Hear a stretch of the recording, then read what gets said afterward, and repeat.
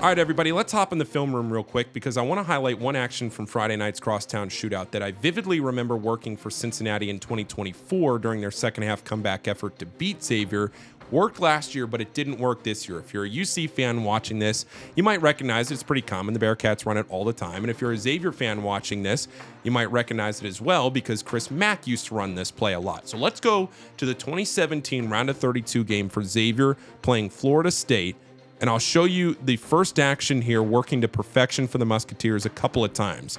Quentin Gooden dribbles the ball over to the wing. JP McCura flashes out. Now Trayvon Blewett in the middle of the paint sets a screen for Sean O'Mara. McCura is able to fire that pass underneath. O'Mara scores. Now, just about 3 minutes later, in the same game against the same team, Xavier gets it again. Gooden over to the wing. McCura flashes underneath. O'Mara and the foul. Xavier's up double digits. A lot of momentum there. Easy play for the Musketeers. Xavier goes on to win that game in a blowout. All right, let's go to the 2024 Crosstown Shootout. Here is Cincinnati running something almost exactly the same.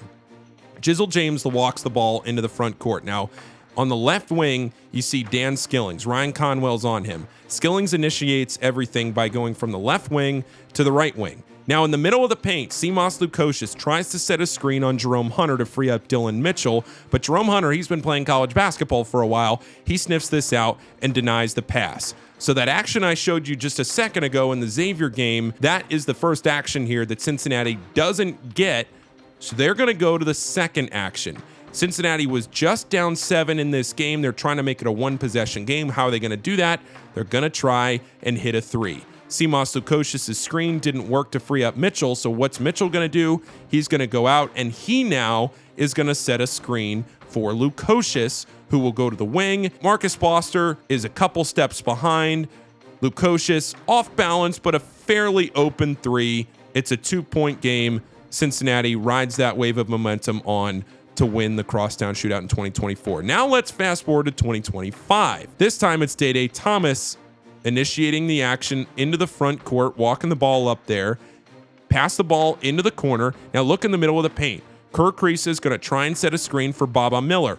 All right, guess what? He sees it. This is also a credit to Filip Borovichnin guarding the ball here in the corner because he is making it very hard on that entry pass. But even still, All Right is right there on Baba Miller. Trey Carroll recognizes he needs to get back to Miller, so Wright switches back onto Kerr Kriisa. All right. I say all right. That's the player's name. It's also what I'm saying here in the sentence. First action, again, didn't work. So Kerr Kriisa comes around this screen. All right, sniffs it out, denies the shot this time. There's no 3 on this possession. And now the offensive possession stalls. Dribble around the top of the key, trying to clear things out. Shot clock's winding down. Kerr Kriisa gets a screen, but he takes a contested 3. Xavier stays up by 9. The Musketeers go on to win the game. Just wanted to highlight something that I noticed very clearly when I saw Cincinnati run that set because, again, it's something that UC runs quite frequently. So it stuck out to me, and I remembered it hurting Xavier last year. It was a huge shot for the Bearcats in that situation. Worked last year, didn't work this year. Hope you all enjoyed that.